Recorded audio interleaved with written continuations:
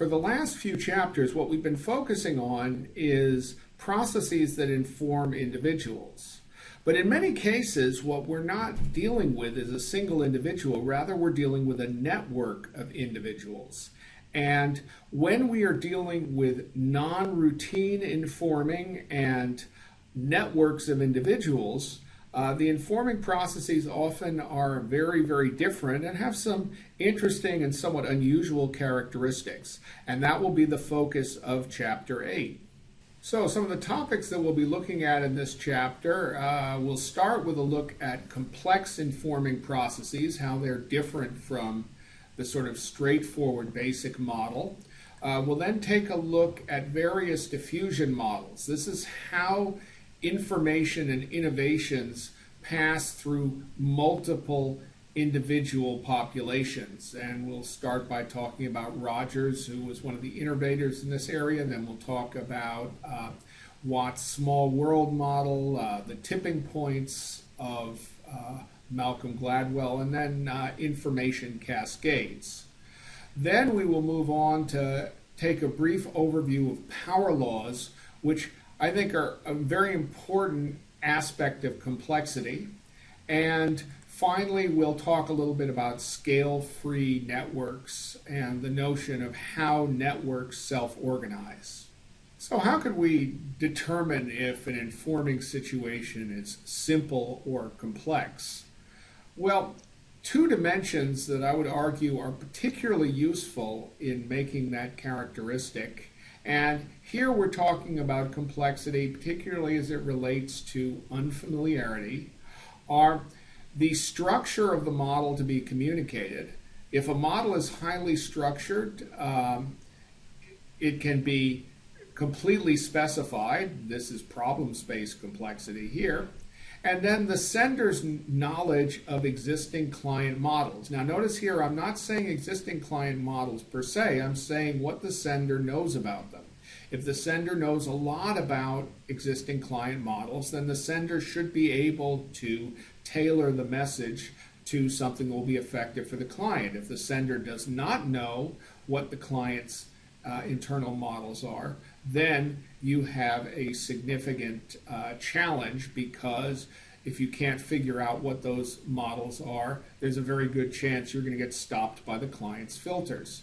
So with this kind of model in mind, we can talk about some of the different areas. And when we talk about routine informing, where you have a high knowledge of the client models and a well-defined model that you want to communicate, I would argue that the success framework that we talked about, Chip and Dan Heath's framework, is probably going to be pretty effective. Now, when we get to low structure and low knowledge of the client model, we're dealing with low structure informing. In that region, we will call our informing processes complex. And in that region, there needs to be a tremendous amount of interaction between the client and the informer if informing is going to take place. In fact, very often in this region, the client will need to talk more than the informer, because it's more important to understand where the client starts from than necessarily it is to start communicating that model. A particularly challenging type of informing occurs when you are trying to inform a large population of individuals. Almost by definition, this is going to move us down into the area where we don't know the client models, because even though we may know some of the client mental models, we're certainly not going to know all of them. And Everett Rogers did a series of studies on diffusion of innovation, and what he came up with was a series of regions. And if we imagine a large population and we imagine time, as a useful innovation is introduced, it tends to go through what is called an S-curve, because it looks a little like an S, and each region of the curve tends to be dominated by different individuals. So if we take a look at the beginning of the curve, we have what are known as the innovators. If you've got an innovation, innovators are going to be willing to try it, pretty much without any evidence because they're intrinsically motivated to try new things. Once the innovators have demonstrated something, what happens is we encounter the early adopters. They will not adopt something without some evidence of it working, but on the other hand, they do not require a huge amount of evidence or a huge amount of social pressure. Then you have the early majority and the late majority. This is during the period of the curve where adoption is increasing very, very rapidly. And these individuals tend to be heavily swayed by the social aspects of the adoption, which is to say they don't want to be in a position where everybody else knows this thing and they don't, or everybody else uses this product and they don't. Then you reach the level of the late adopters. These people don't adopt until pretty much everyone is adopted. And finally, you have the laggards up top. These are folks who may never adopt a particular innovation or accept a particular idea. And this curve tends to be pretty robust in most situations where you're trying to inform a large group of people with some new innovative concept. Another informing model that involves large groups of information is Watts's small world model.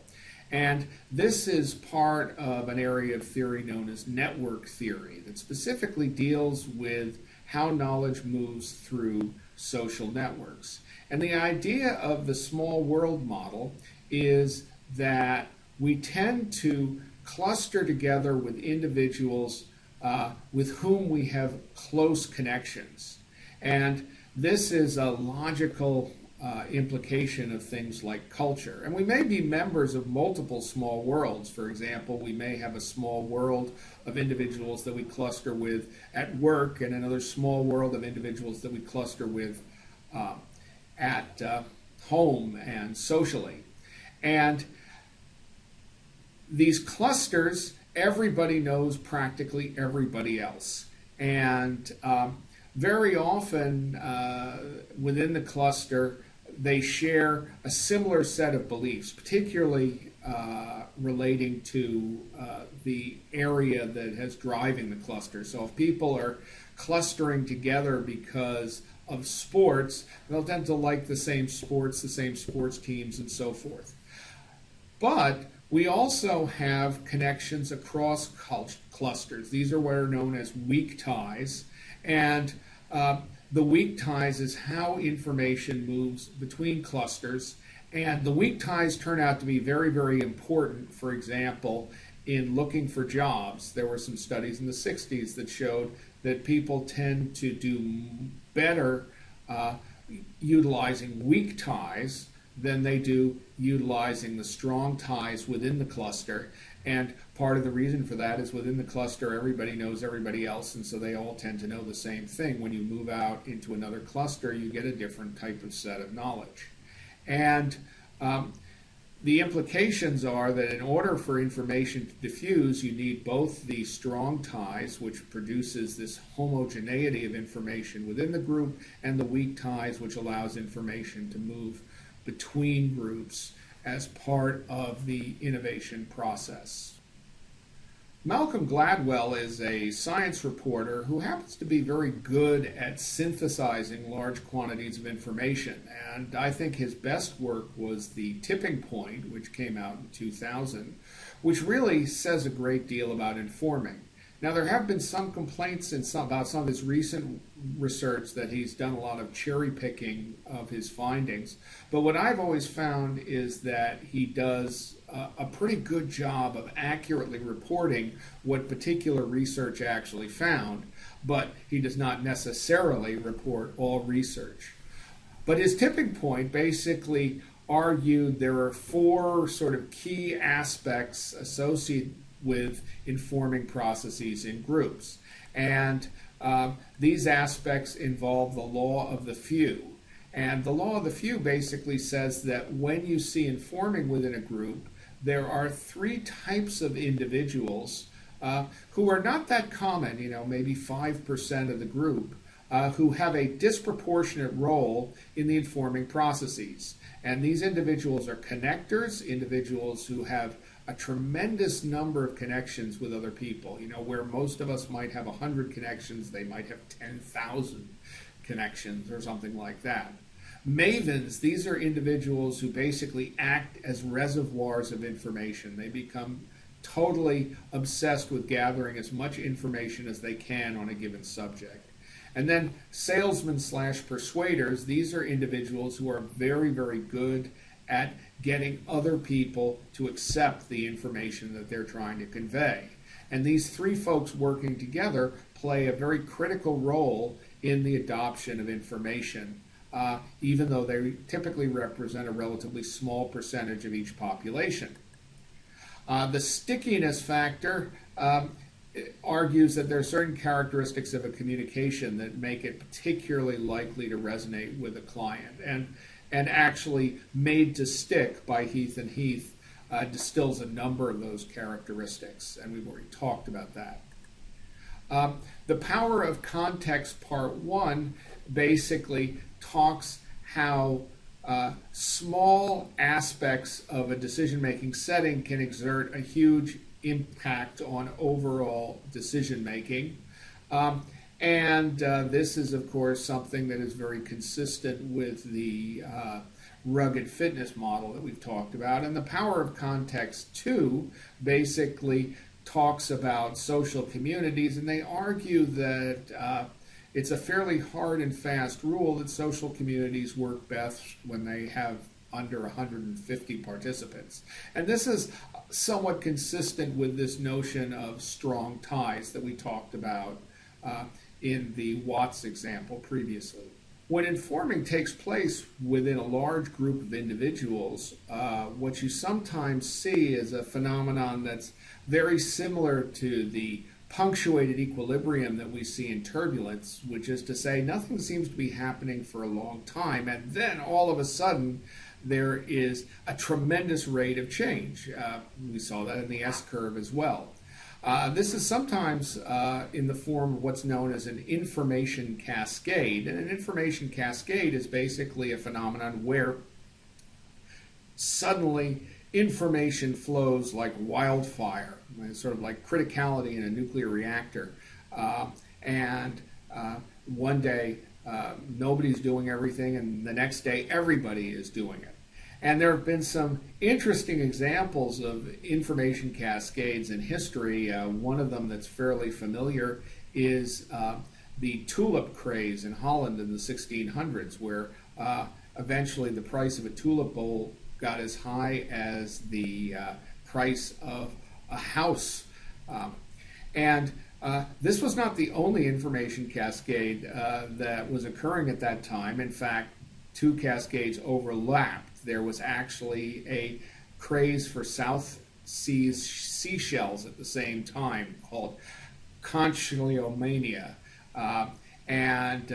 They described one collector who had 2,389 shells, and he basically used a technique similar to what we use to control nuclear missiles to prevent individuals from getting at his shell collection. Here is an example of something that really had very little intrinsic value being associated with a very high estimate of fitness. And as soon as the estimate of fitness, came on the number of tulip bulbs you had or the number of conch shells you had, and that became how we estimated fitness, suddenly people started collecting them like mad. And that phenomenon, essentially, as I said, is called an information cascade.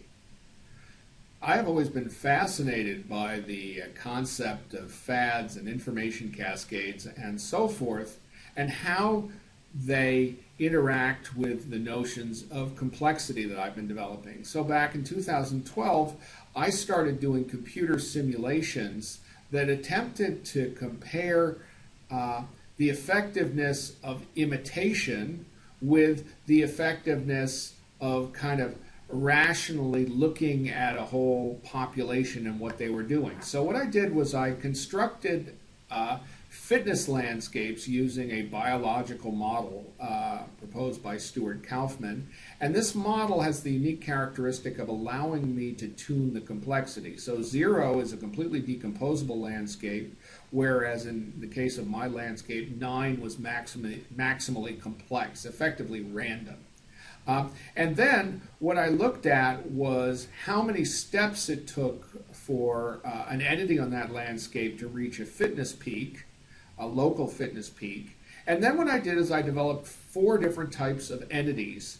The random entity simply wandered randomly until it found that it could not increase its fitness by any further wandering.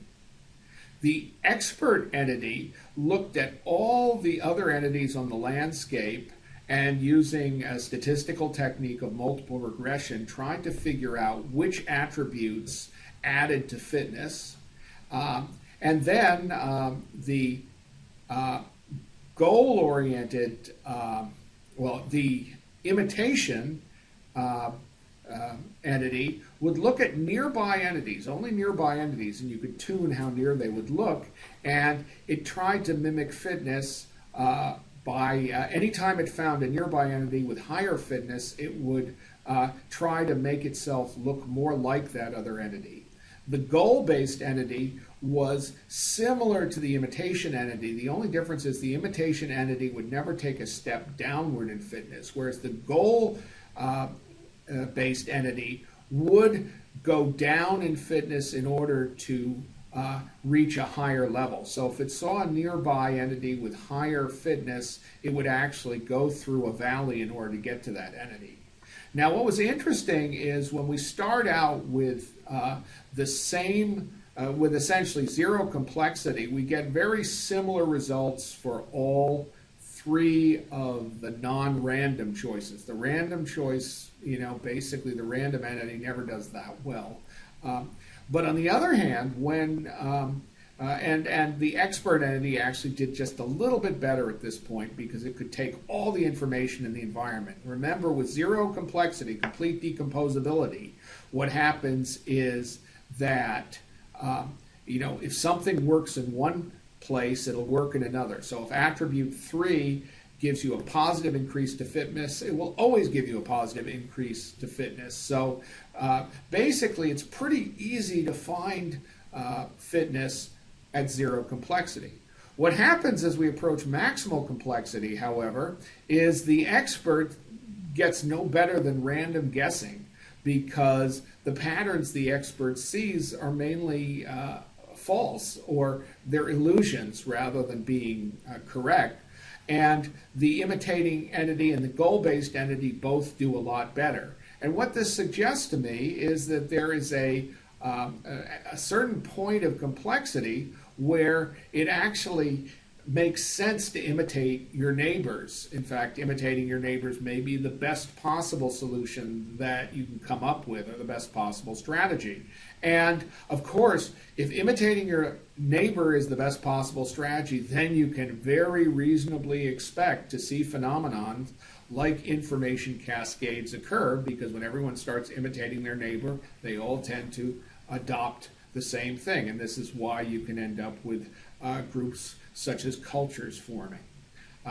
And so this is my contribution to this particular area of research.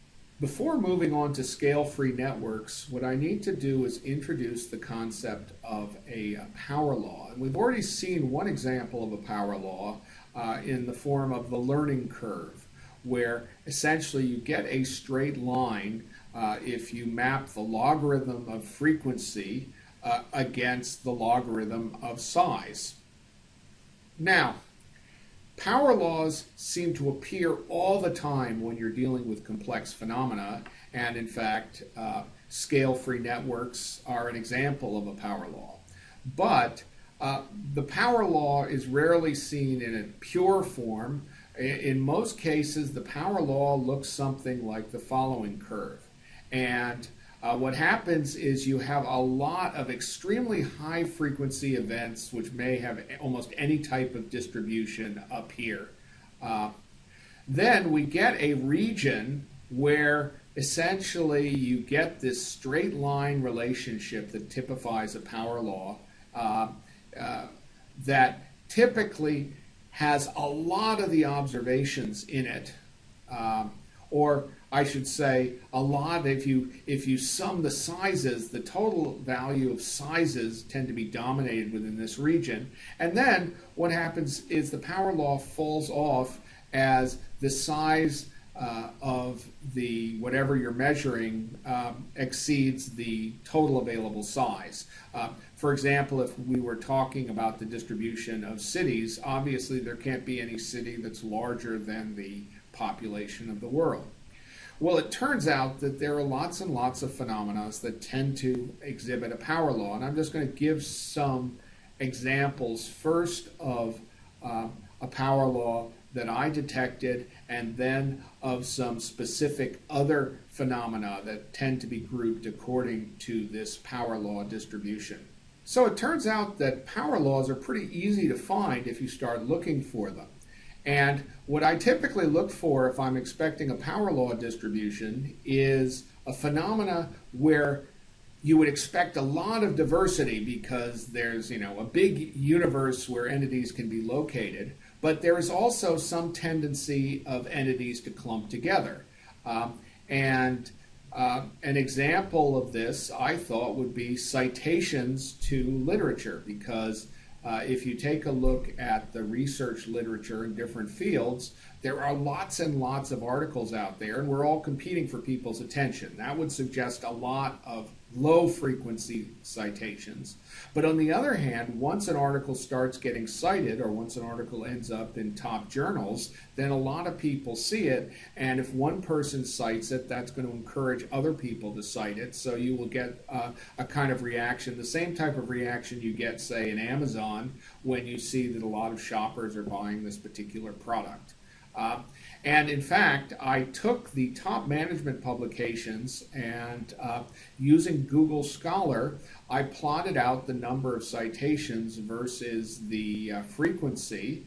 And what I basically found is almost a perfect power law in this region where 67% of all citations to management literature took place in a relatively small percentage of the literature, I think less than 5% of the literature, and it almost follows a perfect line in terms of this. So this would be an example of a power law citation, power law, and what it suggests is that if you're actually talking about impact, only a very, very small percentage of articles have an extremely disproportionate impact on the literature, whereas there are lots and lots of submissions that really just don't matter that much because people really don't spend any time talking about them. The most familiar form of the power law is the famous 80-20 rule. And power laws like the 80-20 rule tend to be what are known as scale-free. And what that means is that if I look at the 20% portion of the 80-20 rule, I should expect that 80% of whatever the value is going to be concentrated in the top 20% of the 20%. So the top 4% is going to have 64% of the distribution. If I take that down to the next level, the top 1% is going to have 80% of 64%, or about half of the distribution. So the 1%er is going to be about half the distribution. And I can continue going smaller and smaller. That's why it's called scale-free. So what are some of the things that have been found to follow power laws? Well, as I mentioned in the previous slide, power laws tend to occur where there are forces that would tend to produce very, very diverse, dispersed distribution, but there are also forces that encourage clustering. So I thought to myself, well, space is very large, but gravity tends to cause things to cluster together, so I might expect phenomena like asteroids to be in a power law. Well, I looked it up, and sure enough, asteroid size follows a power law. Actually, there are two distinct power laws that have been noticed for asteroid size. Some of the other things that have been mentioned, book sales follow a power law. That's one of the reasons why publishers now are so heavily focused on best-selling authors. I suspect movie receipts are similar. The city size follows a power law. That was where it was first noticed by, I think, Pareto. Company size follows a power law. So there's some very, very big companies, but there are lots more really small ones. Earthquake magnitude follows a power law. The number of sexual partners follows a power law. Wealth follows power laws. Weblog links follows power laws. The list just goes on, and one of the things that is significant about that is complex phenomena tend to be particularly prone to power law distribution. So whenever I see a power law distribution of something, such as citations, I tend to assume that the fitness landscape for getting your work cited is a very rugged one.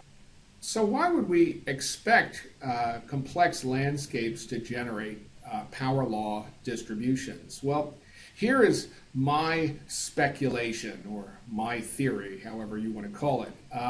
The first thing is that complex landscapes necessarily have many peaks. So if you've got a rugged landscape, you're going to have many peaks. That's going to encourage a diverse distribution, and the peaks tend to inhibit mass migration, so it becomes really hard to migrate.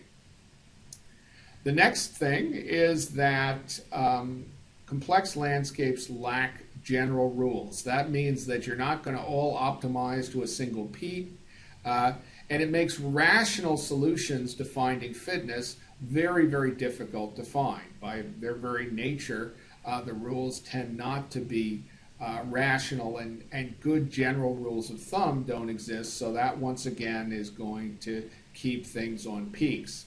But finally, complex landscapes tend to encourage imitation, because imitating self-similar entities is a very effective strategy for improving fitness. And in fact, one of the discoveries of scale-free networks is that when you have networks such as routers communicating with each other, they tend to naturally evolve to power laws. So I think these three things tend to be part of the reason that almost anything on a highly complex or rugged fitness landscape are going to tend to exhibit power laws. And if you start seeing power laws, that should probably be a pretty good indication that the landscape you're dealing with is not going to be a simple decomposable landscape.